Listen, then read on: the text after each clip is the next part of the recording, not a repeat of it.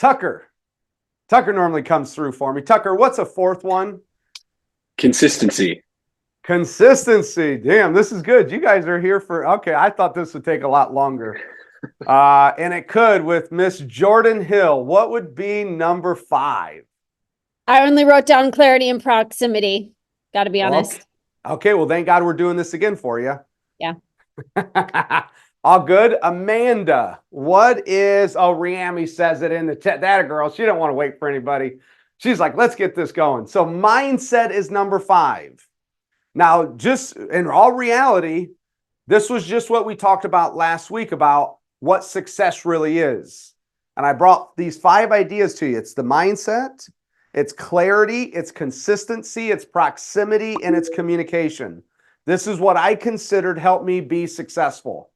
We'll break these down in April for you and give you action items on how I did this. Here's what I want you to do. I want you to take those 5. Okay, let's just look at these 5. First, mindset. Let's go to mindset. What is our mindset right now? Today, what is our mindset? And when you think about it, okay, when you think about really getting your mindset right, how does everything that comes into me, the filter of my mind, how does everything that comes in, it flows through this mindset, and then it gives me something that says, Austin, you need to pivot to your opportunity. See, that's my mindset. I gave it to you right out of the gate. How do I pivot to this opportunity? We decided to hire another full-time person as of Friday and sign a contract with the company as of Friday because my ass is pivoting right now to this opportunity. Me and Nate said on Friday, shit, we just went up like 3-fold in value. Don't worry, Cheviron Live's not going up in value. It's not going up in cost. But we just determined, based off of this opportunity, that we are 3 times more valuable right now. Because what we work on here is consistency, it's mindset, it's all those things no matter what hits an outside world. We're working on the good stuff today. Right, Ryan? You've been around. You know what we're working on. This stuff isn't sexy, and it works all the time. So let's go to the second one, clarity. If you're clear on what you want, everything that comes into you, okay, like what happened on Friday, everything that comes in when you're clear, you can figure out how to use it to help you get what you want. Think of that for a second. What do you want? How clear are you? And then how do you use every opportunity that comes across you in life? How do you use those opportunities to help you get what you want? Because guys, what I found, it's all there. It's literally all there. It's just a matter of, are you clear enough to see it? Are you clear enough to see how do you use Nate and myself and this community to help you get what you want? Are you clear enough on that? That's a good question you should be thinking about. Because some of you have goals that we're going to achieve in here. Are you clear enough to see that? Because when you slow down and you get clear and you're like, okay, this is what I want. This is why I want it. Everything that's coming to me in this world is an opportunity to help me get what I want. And then, but you got to say, but 98% of the people are saying something different. It's because they're not clear. But when you become clear, you're like a rock in the storm. The storm doesn't move you. It just cleans you. Okay, let's go to the next one. Consistency. We're going to get to this today. Consistency, consistency, consistency. Right now, in my opinion, is a great time to be consistent with our clients. Okay? Because no matter what, I can tell you my clients called me over and over and over because they knew I was consistent. It didn't matter what they had. It didn't matter what they were going through. Because I was consistent, it bred trust, and they called me for anything. I once had a client call me to sell a cell phone tower lease. I didn't know that existed. They just said, you're the only one I trust. Why did they trust me? They trust me because of consistency. So in this future market, your clients will need to trust you. Consistency will be the key. Next one, proximity. 6 months of unknowns. Let's put it that way. We got 6 months of unknowns. The closer you get to people, that are clear with the right mindset, that are consistent, the closer you get that proximity, the easier everything will be. I've watched Travis post over the last couple days. Travis says, I'm good because I got these people. Right, Travis? I'm good because I got these people. He's just saying, based off of my proximity, I feel good. Does he know everything? Absolutely not. But he feels comfortable and maybe even confident because he has proximity. And then the last one, communication, was the first one we brought up. Man, is communication important right now? And it's not like communicating to say, hey, Princess, I know everything. I actually feel stronger when I tell Princess I know nothing. It makes me feel good about myself because I'm true to myself. I'm true to her. And I can say, Princess, I know nothing, but we'll do everything together. And I'll just help. I'll be right next to you. Sometimes I might be an inch in front of you, and you'll have to forgive me. Sometimes I might be an inch behind you because you just read something I didn't read yet. But that's okay. We're a team. We'll figure this out together. So what I want to do now, I wanted to work through last week's session with you a little bit and talk about how this stuff that I'm working on with you guys, how it can be brought forward into every day of your life. Like this isn't just, pie in the sky stuff we're working on. You write those 5 things down, you put it on your board, you put it right in front of your face, and you say, how am I working on these every day? What is the opportunity that I have based off of my mindset today? So what I want to do, I want to go into an open conversation here. And how I want to do this is I want to do this through questions from you guys. Remember, our 4 things I want to break down is I want to break down current buyers, second, current sellers, third is future buyers, and fourth is future sellers. And here's why I want to do this, because you guys called the hell out of me over the last 3 days, and I can't talk to every single one of you independently for an hour. I can't do it. So I want to do it on here with you. So let's break down the first one, current buyers. Questions, let's either put them in the chat or raise your hand. If you're talking, just please do me a favor. Don't have a run-on sentence for 4 minutes. We got shit to get through today. Fair for all of us? So I want to know, what questions do we have right now for our current buyers? These are legitimate questions that we're working through. I'll give you a breakdown of an answer. I might ask you some questions. I might ask the community a question based off of it. But let's talk about our current buyers today. Okay, this is the time in which we openly engage with each other. I know it might seem awkward. When Okay, I great met example. you, I was worried about my Zillow leads. So I think about 6 months ago, when I met Austin, I was terrified because I was getting all my leads from Zillow. And I thought, how is my business going to exist if I leave the Zillow situation? And I'm pretty comfortable with the buyers I'm working with now because I've got buyers agencies with every single one of them. We're doing the consultations with them. So we're prepared with my buyers. Okay, let me pin on one thing you said right there that we're going to come back to. Buyer consultation. He used the word buyer consultation. We've been talking about that in this community for 7 years now, depending on how long you've been with me. It's one of our training systems. It's module 6 of the Agent Success Program is our buyer consultation. We're going to come back to that, Travis, but that's a piece of gold right there. Nina, questions on current buyers today? Do you mean with how the NAR settlement relates to this? Is that what you're referring to? No, I'm just having an general. open conversation out of respect to everybody right now. Okay. Yep. I just wanted David? to clarify. Yep. Yeah, What question? Yes. I have a little bit of a statement on the question because we dealt Sure. with this in Washington State about 3 months ago. In Washington State about 3 months ago, they implemented a law that said we had to have a buyer agency agreement before we went out. So we already went through a lot of what everybody else is going to be going through over the last 3 months. And I've done the same thing. I've done buyer consultations for 7 years. So when we went to it being a law that we had to do it, I think that's just ironic. It's not because of Austin, but that's pretty ironic. It's been 7 years. I've been sending him subliminal notes for 7 years now. But the buyer's consultation makes the buyer agency agreement very easy. So when they made it a law in Washington State, it wasn't hard for us to transition to using it. So you know, I'm here to help people too, if that's ever a hard conversation. Okay. David, put your number in the chat or your email, whatever you feel comfortable with, brother. If somebody's willing to help and you need some help, that's what this community is about. If you guys don't know, there's some badasses in here. You know, David's been known to sell a couple houses in his career. Good way of saying it, right? Honey, question on current buyers. So if we don't have a buyer's agency agreement, where do we start with that conversation? Do we start it now or do we start it when the law takes effect?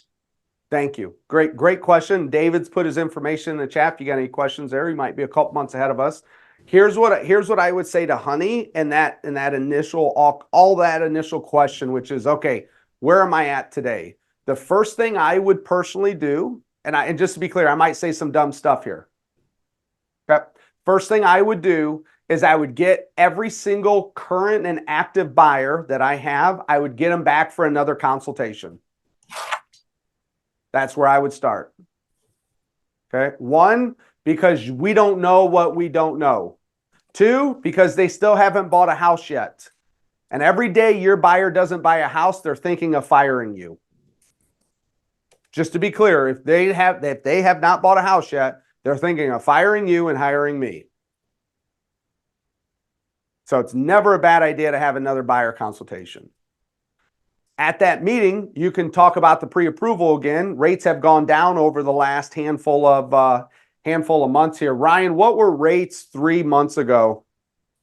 Am I allowed to ask you that, right? Yeah, you can ask that. I mean, depending on, you were somewhere between 7.5% and 8%. 90 days ago. And what are we today? 7 or Yeah, under. So that's a good reason to have another conversation with them. So honey, what I would do, and everybody, is I would have every one of my buyers, I would have them back to a Zoom, back to a coffee meeting, back to an office, whatever you prefer. But I would just say, hey, I'd like to just come back and meet with you again and make sure we're square on everything. Okay. And so that way you can get as close to being grounded with them and answer any of their questions. And it's a great time for you to explain whatever you know. So educate yourself, and you will, honey, definitely, but educate yourself before you have that meeting. And then what's the last thing, Jordan, we want to do at that meeting with them? Yep. Basically have them sign the buyer broker agreement. Okay, that would be a good thing possibly to do. Not knowing all the laws and everything for everybody, it's hard for me to say that, but it sounds like that would be one of the right answers. Okay, what would be Rebecca Webb? What would be another thing that we yes, girl. What would be another thing that we'd want to end that meeting with? It's probably making sure that they have all the information that they need and understand what everything is. Make sure they don't have any questions. Yeah, very, very good. We will definitely want to do that. Annie, oh, look at the chat blowing up. Yeah, look at the chat blowing up there. This is just another opportunity for you to ask for more business.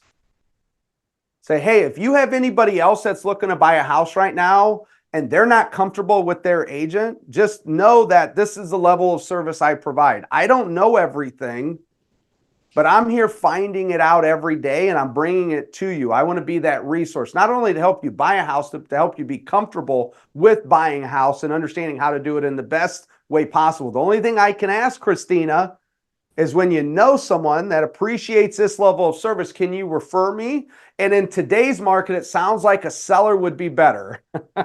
I would laugh. Okay. Christina, what's your question?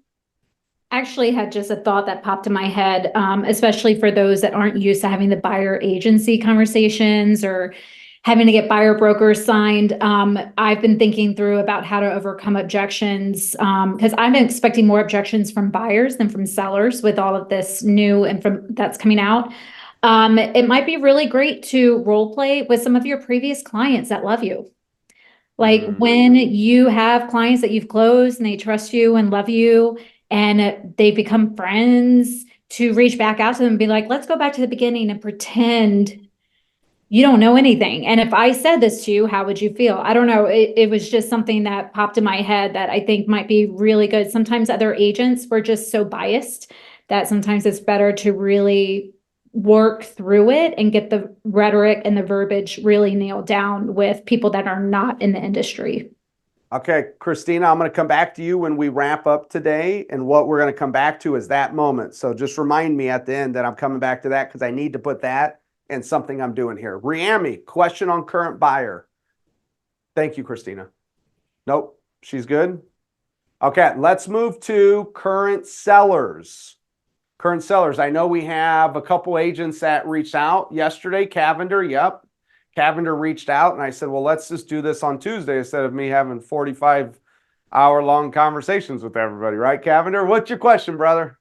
Current sellers. Yeah, I have some higher end sellers that we've been on the market like 120 days on a contract at 6%. And the moment these articles started dropping, they started sending them to me and saying things like, we want to cut the commission before we get any more showings and those kind of conversations. And I said, you know, let's wait a second and get more information and then talk. So what you told somebody to do was to slow down. Okay. What happens when you tell someone like me or you to slow down? Opposite effect. Opposite. I'll run your ass right over and then I'll look back and wave at you, right? Yep. Okay. It's kind of funny, Diana. It's kind of not because it's the reality. So instead of telling someone to slow down, say, hey, let's talk, because that's what they want to do. They want to talk with you. Okay, let's talk. But when you say, instead of saying, hey, let's slow down, essentially, it's in the conversation, say, hey, we're going to figure this stuff out as we go. What decisions do we need to make today? Okay, so don't tell someone that wants to go to slow down. You're going to lose them. You're not serving them. Okay, no, camera back on, Jeff. Camera back on. Sorry, he turned the camera off, and we weren't done with you, Jeff. Come back. Might have lost his camera there for a second. So I worked with Jeff a little bit on this yesterday. When with any of my sellers, okay, what we really want to look at again is we want to say, hey, I'm here to help you. I don't know everything, but what questions do you have today? Because Jeff's seller might be saying, hey, I want to take that brokerage out. Fair? Like, I don't want to pay a buyer anymore. And the first question I asked Jeff, and I don't want any of us to forget this, is do you have a contract with them? Like, did we all just forget about our contracts? Like, we have a contract. Like, you can't just change the terms of the contract. We already have an agreement in place. Fair? Always go back to the contract when you have questions.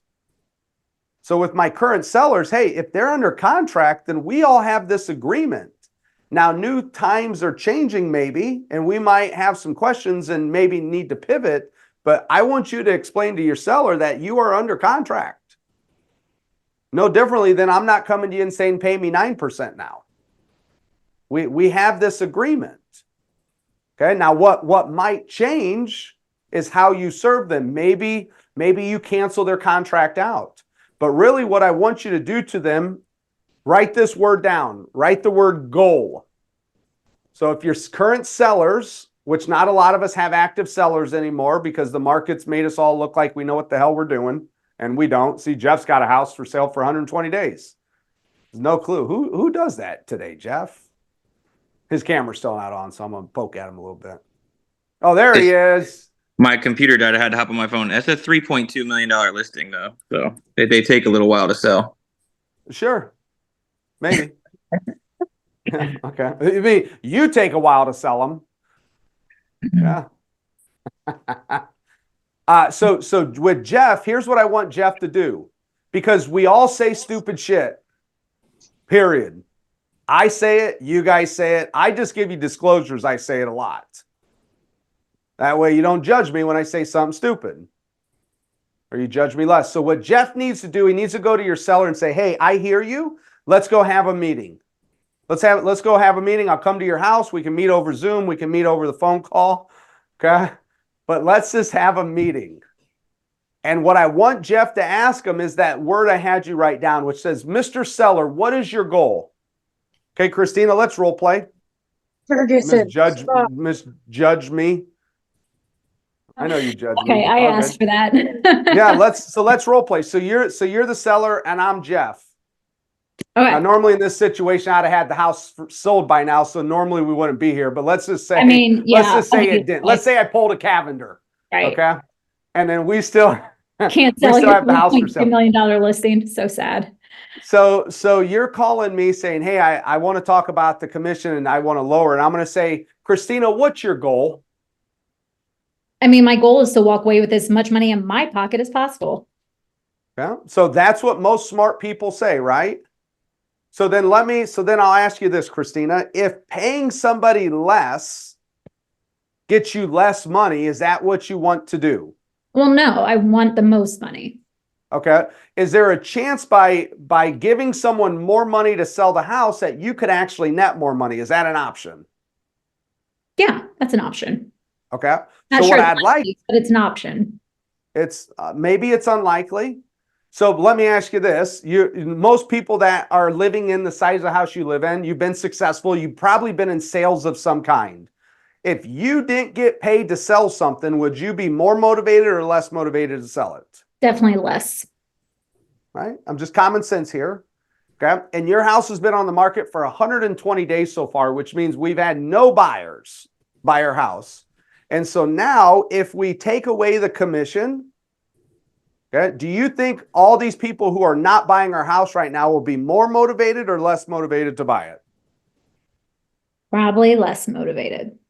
Maybe. I don't know. But what I'd like to do is to have this conversation with you to figure out how to help you achieve your goal, because I don't give a shit what the outside world does. It's just me and you right here working on your goals.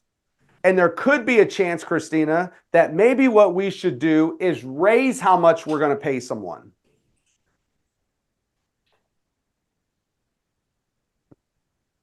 Do you see how that could maybe be an option? I do. But I wouldn't recommend it. I'm just saying I'm here to think with you on how to help achieve your goal. Can we have a conversation about this? Yes. And if it makes sense to pay nobody anything, maybe it doesn't even make sense to pay me anymore. See, I bring all this stuff, Jeff, right up on the table with them because they know when I'm willing to have this conversation with them, they're more willing to trust me on what their conclusion is. I'll help lead them to their conclusion. I'm going to show them like the path and the way and to say, Christina, I understand that paying someone less, you think you might net more. I get how you might think that. But what I've learned is by paying someone, they have more desire to give me more money and to get their paycheck. So I went to, I'm going to come to Alfredo and Jim. I'll come to you here in 1 second. Thank you, Christina. I once went to a listing, which I was referred to, and they said, hey, this guy's an accountant and he counts every number, and I don't think he's going to want to pay you 7% to sell his house. I said, well, thank you for referring me to start with, and thank you for referring me an educated person. I said, let me handle this. I'm not going to negotiate with you on how much I charge him. So I walked right in his house. And the first thing I said is, hey, it's nice to meet you. It was great that I was referred by Adam to you. I always talk about the referral right away. It breeds trust. And I say, he told me you were an accountant. He's like, yes, I was for 30 years. I said, that's great. I said, dude, when you look at your money, do you concentrate on gross or net? And he said, well, I concentrate on net. Who really cares about gross? I go, great. I concentrate on net too. So when we get done and you see how much I charge, it's going to look like a gross number to you. It's a lot. But really what happens is I get you more net. Are you okay with that? He goes, of course I am. And then we went through the house. I charged him 7% to sell it, and we sold the thing in 2 days. So the question to him was, do you concentrate on gross or net? because we're all worried about net. No one really cares about gross. It's just when we're not educated, we think about the gross. How much is somebody charging me? Who really gives a shit? Christina, you can sell all 50 of my houses tomorrow for all I care if I can get $1 million out of every one of them. And I'll pay you $3 million to sell them. Fair? Do you guys see the mindset here? I don't care what Ryan charges me to do the deal. I care about what my payment is and what is it going to cost me. So let's have the right mindset as we go into our current sellers. Alfredo, question about current sellers. I was just going to make a comment piggybacking on what you've been talking about, because I've been thinking about it quite a bit over the last few days and trying to figure out how I'm going to explain it to my clientele. And I've been thinking about it in terms of numbers, because people like numbers. And when somebody is talking to me about not wanting to pay 2.8%, a seller's not wanting to pay 2.8% or whatever the number is to a prospective buyer's agent, that's where I think about the numbers and telling them that, there's 36,000 active agents in our market. And if you're offering them 2.8% to help sell the house, I think we're going to sell the house a lot faster. And if it's sitting, whether you're going to have a represented or unrepresented buyer, they're going to want to offer less. Most times it's going to be 5 or 10% less than what your asking price is. So do you want to invest the 2.8 now, or do you want to invest 5 to 10% later and roll the dice? I love the role play. I want you to start with their goal. Because just like everybody here, if I can't figure out what's important to you, I can't serve you. I can guess, but I can't serve you if I don't know what's important. So Alfredo, if you're going to sell your house, what's important to you? Is it time? Is it money? Is it the experience? Those are the three foundations. Which one's important to you? And to what level? Each seller's going to have a different motivation. Yep. Every seller is going to be different. So remember, when we go to a listing appointment, we're going there to serve them. We're not selling us. We're serving them. That's the highest level. So you need to understand, because once you find out how they tick and what they want, you can tell them their answer. And if they say no, then you would say, well, this isn't what you want then. And they're going to say, yes, it is. Well, then this is what we do. You said this is what we need to do. If your goal is to net the highest amount of money, then do you think paying someone to help you could be an option to do that? Like, how well am I going to work for you if you don't pay me? Right? So, and I'm not telling you that's the only piece, but you have to understand, find how to serve them. Absolutely critical. If you guys are missing that right now, if you're missing their goals, you're missing everything. You're just getting lucky if you get to the closing table, let alone they probably won't refer you. But when I can ask Amanda, what is your goal? And she can tell me and explain it to me, then everything I do can be for her and her goal. And I can serve the hell out of her. And then when she says, well, Austin, I don't want to show up on Tuesdays because I sleep in. Not Amanda. Amanda's always early. Then I can say, well, isn't being educated part of your goal? Right? And she can say, yes, it is. Well, then where else are you getting educated? And she said, well, I'm not. This is my place. Well, then don't you think showing up is important to you to help you achieve your goal, Amanda? Look at her beautiful calendar behind her. So proud of her. Yeah, life changes when you schedule it. Thank you for letting me play, Amanda. Jim, question about current sellers. Well, I just wanted to piggyback on what you guys did with the role play there. I mean, I think that conversation is going to be different when you're talking to a $3.2 million listing where the buyer on the other side can clearly afford to pay their agent, if that's the way they look at it, versus a $250,000 house where you might have a down payment assistance program working on the other side, and that money just looks different on the other side. Yes. And so I think that conversation would need to include something to that effect, that, you're going to reduce your buyer pool, not just the agents that want to show it. Yeah. Beautiful, Jim. Now let me say this. I will talk about this just briefly. Are the new laws that might be coming out, okay, could change what Jim said and how it works. Not right or wrong, just a level of education that I don't have today. And how do we get paid and what does that look like? Okay, so just full disclosure, things can change that I'm not sure.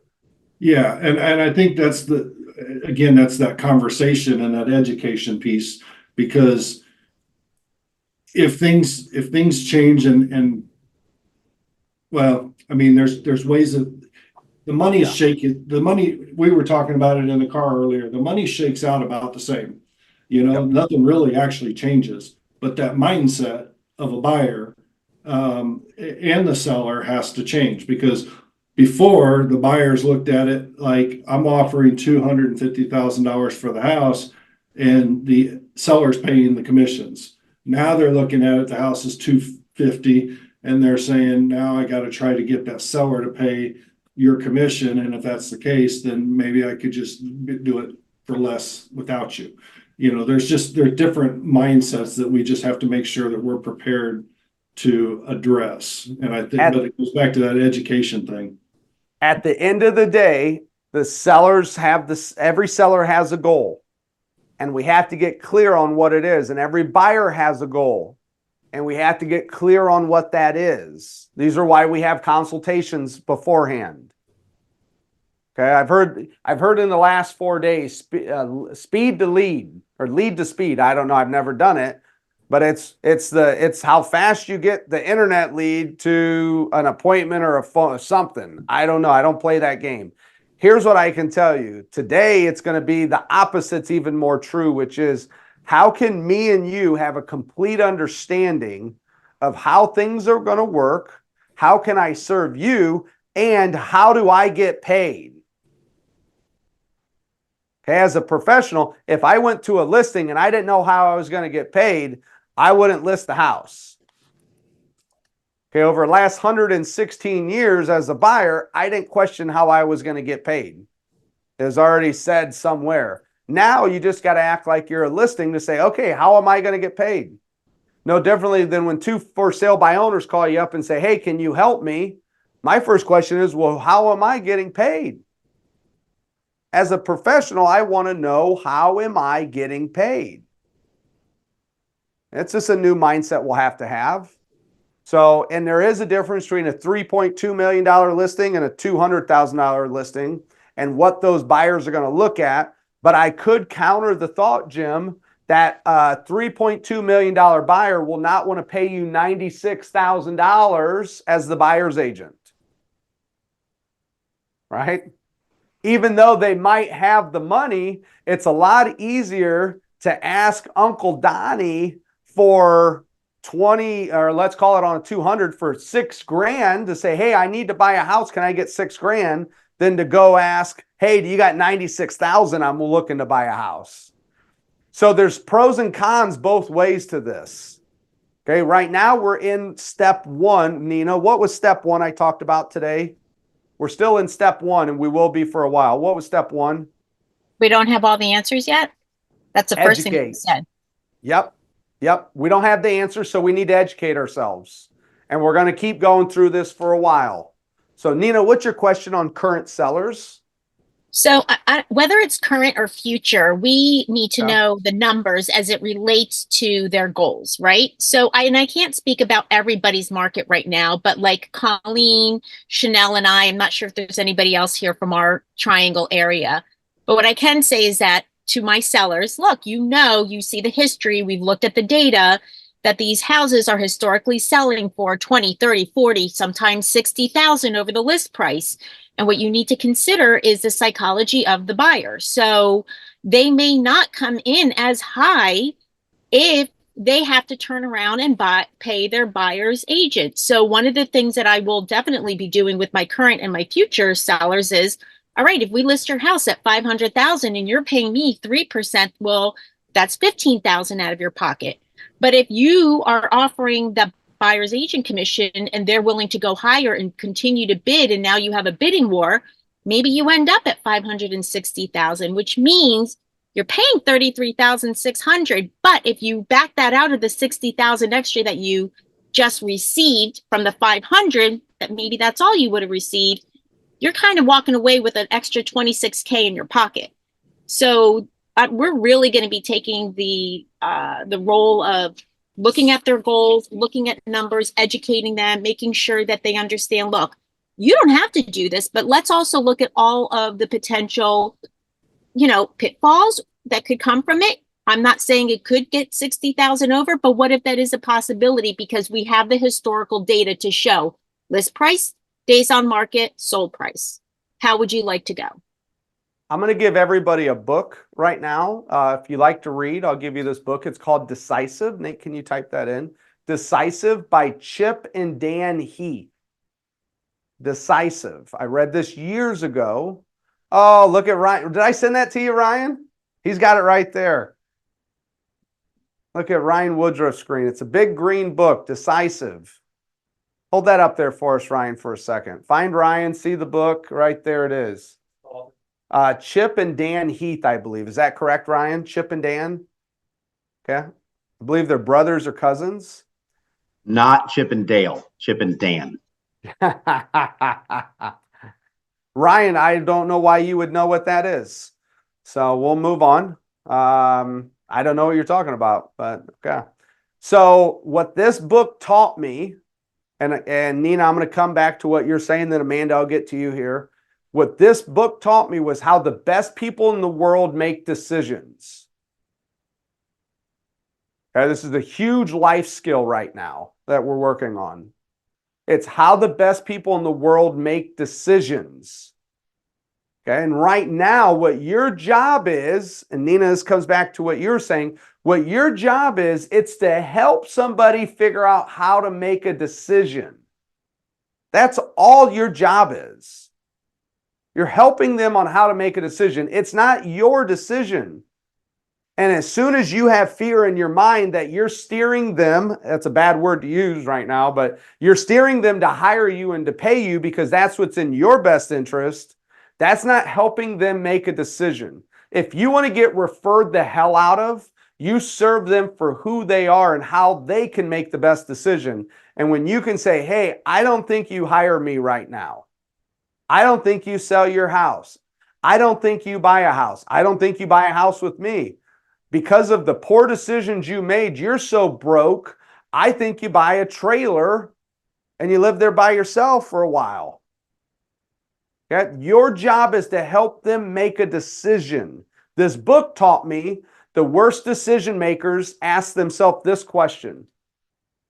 Do I do it or don't I? Do I do it or don't I? Do I show up or don't I show up? Do I give them part of my commission or don't I?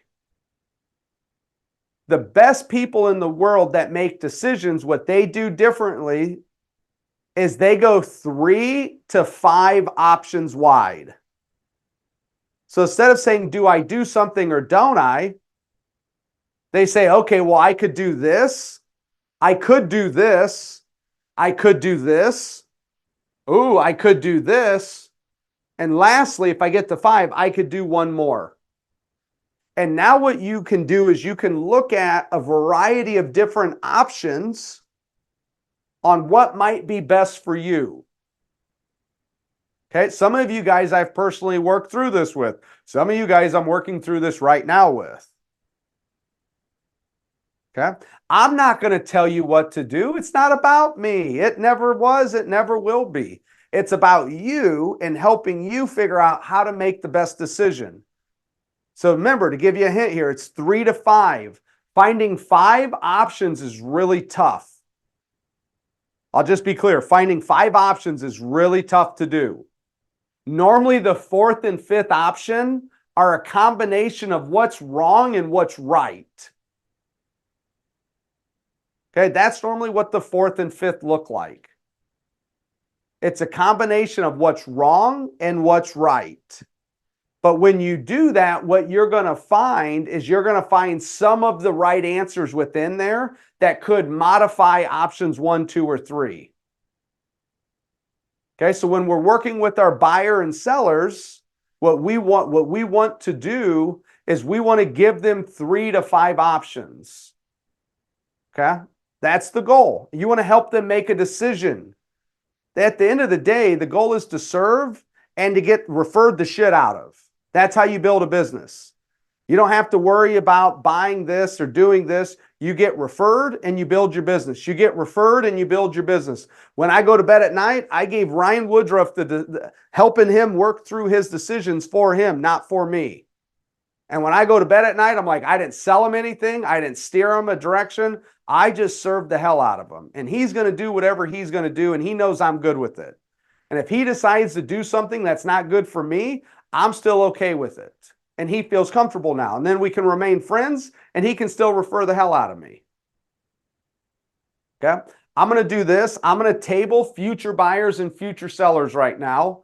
And I'm going to go down to the last part, which is the work.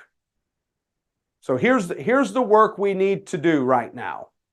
Plain and simple. One, we need to understand our value proposition. Write this down. You need to work on it.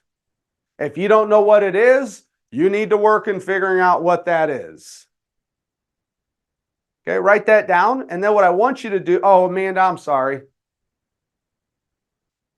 I did say I was going to get back to you. 1 second here. Let me finish this one up and I'm coming to your question. I apologize about that. Okay, value proposition. Working with a buyer, working with a, let's just say a buyer right now, as that is the topic of conversation-ish. I want everybody to put in the chat real quick, just for everybody, so we can all gather this. What is one thing of value that you bring to your buyer? I'm trying to give you some right now. Put it in the chat. There's no secrets here. Help the community out. Everybody needs some help right now. As we're building out our list, take a second and put something in there. What's something that you bring to the table? You know, we got communication, we got negotiation, we got home inspection background, the cost it fixed to remodel, resources. You get 2 realtors for the price of 1. I always sold that. Education and infrastructure. Education, guiding, setting expectations, communication. There's a good start. There's a good start for you guys. Take that real quick, jot it down, take a picture of it. However you need to document that. We just gave you a nice head start on figuring out what is your value proposition to your buyers. And you need to work on that. No differently than we've done it for the sellers over all the years. Now we need to do it for the buyers. What value am I bringing? 14 years experience. That should cost some money, right? And guess what? If today's your day 1, then you say, I'm available. Just gave you a hint if you're new. If you're new, you say, I'm available. I'm sure that person that's been around for 20 years is pretty busy. And I'm available. Look, I only got a couple clients. I could serve the hell out of you all day. I'm available. I know I wasn't available. I'm like, I'm busy for like a week. I'm booked out. They're available. So I hired them to work with me instead of competing against them. Value proposition. Amanda, let me come back to your question. It's not really a question. It's more of a statement on what I just did to kind of win this client over. Okay. On the phone, I screwed up because I have just created like my buyer's presentation, seller's guidebook, all that. So I created one for luxury and regular while I was giving her the commission rates and what those provide out of my luxury one. So I had to re-explain it to her when I brought the actual one over to her. And she wanted a lower percentage. She was like, this is my retirement money. I kind of don't want to do like what the going rate is. And after I explained everything and showed her with this percentage, this is what you get. And there's 3, it's like basic, standard, and premium. And it shows her where her money's going. She actually went with 6%, which is pretty much about standard. And I added some other things from the premium that I had in there for her to kind of help get her like more like, okay, we're actually doing this. This is going to work, instead of like, this is what we're doing. Like I'm flexible with like adjusting on that, but one going into the appointment knowing I already screwed up on what I told her on the phone versus what's in the book. And then she went with more than what I was originally would have agreed upon without the book. Was just like an eye opener. So what Amanda did, to summarize this, her clients had a goal. Initially, she showed them something that they couldn't figure out their goal. It was unclear, that path, right, Amanda? They had a goal. They wanted to get the most amount of money, and they thought the way to do it was to pay you the least. You showed them options, and they decided to pay you more. Congrats. I got one thing that I want to work on you in the future with, not today, but I want another option on your commission. Well, let's just call it this. Who knows what the other side's doing? I want a 4% for you, girl. So let's work on that in the future. I know it should scare the hell out of you, but I want Amanda to be able to be charged 4% on a listing and serve the hell out of her clients and still make them more money. It's possible. I did it. I go for basic, it's 5%, standard 6%, premium 7%. Okay. You might be there. Well, let's move. Thank you for sharing that, Amanda. Let's move to the last two things here. I'm going to do this in 5 minutes. So remember the first one's value proposition. You're going to need to figure that out. Look what David just put in the chat here. Okay. Look at the chat. There's a lot of resources being shared right now. One of the ways is just pull what we do for the sellers and use that as a template for the buyer to start with. Also go through the community and see what was just said here. Boom, boom, boom, boom, boom. There's a lot of pieces. You're going to need to spend hours on this.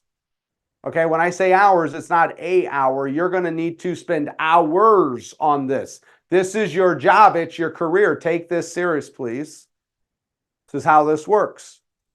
The next, we need buyer consultations. Now, the majority of us here are in our Agent Success Program Mastermind group that had kicked off about a week or so ago. Okay, what we'll do here over the next 6-ish weeks, we're going to get into the buyer side, the buyer consultation again, and you're going to go through that. That is the key point on how to serve a buyer over and over and over and get referrals. We just need to take that module right now and we'll just tweak it here and we'll add one last thing to it. But our buyers always need to have a consultation. That's what should have happened in the beginning. We're just doing things the right way now, in my opinion. Thank you, Princess. We're just doing things the right way. That's how it should be working anyways. These people are spending hundreds and hundreds of thousands of dollars, or in Jeff's world, millions of dollars. They need to be served. They need to be asked, what is your goal? How can I serve you? What does great service look like for you? And what does shitty service look like for you too? Make sure to ask them that question because they're going to say, Christina, I worked with her last time and man, that was a headache. She's going to judge me. I'm going to give it right. That was a headache working with her. And I'm like, well, tell me about it. What was a headache? She never called me. Oh, she didn't call you. How often did she call you? She called me once every 3 months. Oh, they just told you how to serve them. So ask them what great service looks like and ask them what bad service looks like. Okay. Buyer consultation. I'm not going to go over a full one today with you, but we need to make sure that we have a buyer consultation. The easiest way to set this up is when somebody calls you and they say, hey, I want to see a house, or hey, I have a referral for you. The very first thing you say is, as a professional, the first thing I do is I sit down and I have a conversation with you about what your goals are, what your timeline is, so I can figure out really how to work with you. Well, I just want to see this one house. That's what I just want to see this one house. Great. I'm not interested. Sorry, I hit my mic there. I'm not interested in showing you a house. I'm interested in helping you buy a home. Okay, you're going to have to work on that. Get them in for a consultation, Zoom, wherever. Last one here. Here's the big work. Okay, you should be doing this anyways. It's a great time now to call your database. Okay? They're freaking out. They're not sure. Some of your database just think they got rid of you. They're like, oh, I just finally got rid of Alex. He wouldn't leave me alone. Now I don't have to deal with them. So now what do? You still call them and you show up to serve them. You're still working with your database. Everybody in my database should be getting a call right now to say, hey, how are you doing? Here's your script. Christina, maybe I said I was going to come back to you, which we're doing right now. So here's your script. 1, how are you doing? Catch up. How are the kids? How's life? You had cancer last time I talked to you. How you doing with that? Talk to them about their lives. Care about them. Act like you give a shit. It's not just about your commission. Care about somebody. How are you doing? Catch up with them. They're probably more than likely going to ask you how you're doing right now, which then you get a chance to tell them what you're doing and how your life's going and what you're dealing with. In that, Christina, what did we say a half hour ago we were going to bring back? What was this sentence? The sentence, role playing with your previous clients? Yep. Well, maybe. I asked you to remember it, so I didn't have to. It was role playing with your that's what I was talking about. Role playing. There you go. Previous clients are role playing them. So, hey, last time I worked with you when I helped you buy a house, what were the 2 main things you got out of my service? Thank you, Christina. That's what I wanted to say. What were the 2 main things you valued most about how I helped you? I need some help right now. You saw everything that's going on. And if you didn't, no worries. I'll keep you updated. I'll probably call you back in a month or 2, maybe around July. Okay, it'd be good. I'll call you back around July. You're supposed to be doing this shit anyways, guys. You just now have a reason. I'll call you back around July and let you know what it is, but no worries either way. I'm just here to serve you. So if there's ever anything I can do for you, you just let me know. And then last, here's what I need help with. What do we need help with right now, everybody? We need help with sellers. If you happen to know of anybody looking to sell their house this spring, please refer them to me. There's your script to make $100,000 in the next 6 months if you do the work. How are you doing? Catch up with them. More than likely, they're going to ask you how you're doing. You can catch up with them. Ask them, hey, last time we bought a house together, what were the 2 main things you appreciated most about my service? Now I'm getting my value proposition written down from everybody that received it. And then you know what, Shelly, there's one thing you can do to help me. If you happen to run into anybody looking to sell their house in the next 3 months in the spring weather because they want to take advantages of high prices and they want to net a shit ton of money, and you know I'm very good at getting them their money, could you please just refer them to me? Maybe shoot me like a 3-way text with them in it and just say, hey, Austin's my guy. If he can help you, you know, awesome. Because you're looking for sellers right now. Sellers will get you buyers and buyers will become sellers. Be specific with what you're looking for. Be specific with who you want to help. So here's my last question. 2 minutes over. Nate, hit the poll button. Can everybody click this real quick for me? Do we want to continue this conversation next time? Because I got more here. Or do we want to have our 3 guest speakers in? Okay, if we do not have our 3 guest speakers in, they will come in June when we have a 4-week run week. Okay. They're saying, Travis is saying he can't vote. We got host and panel cannot vote, says host, panel. Okay. Yeah. Let's try again. This is the first time we did something, guys. Let's try that again. Not working. Isn't this how the world works? You try something new and it don't work, right? So guess what? We'll just, we're going to try again. See if that works. Is that working for everybody? Click relaunch the thing again. Okay, come on. We're coming back in here real quick. There we go. There we go. Okay, 56, 44, 58, 42. Come on, 64, 61, 38, 63, 38. Okay, we're about 2/3 says let's continue this. Everybody get your votes in there. We got about 32 votes in out of 50 of us, 64, 36. Well, for what it's worth, guys, we do what you want here. That's how this rolls. So what we're going to do, speakers, I'll have more time to work with you personally. Be ready for June. We're going to come back in June. Next week, we're going to do a second up to this Okay. And I'm not going to talk about NAR and that shit. I'm going to talk about what do you need to be doing right now that you should have been doing 3 months ago. You should have been doing 6 months ago. You should have been doing last year. It's the reasons you didn't hit your goals. And we're going to start to work on it now that you're getting hit with the stick with NAR. So we're just going to figure that out together. We'll do it as a community. Be ready to share your ideas. Okay, be ready to share your ideas, and we are done. Thank you, guys. Couple minutes over. Appreciate you. We'll see you next week. Speakers, I'll reach out to you personally. Thank you, guys.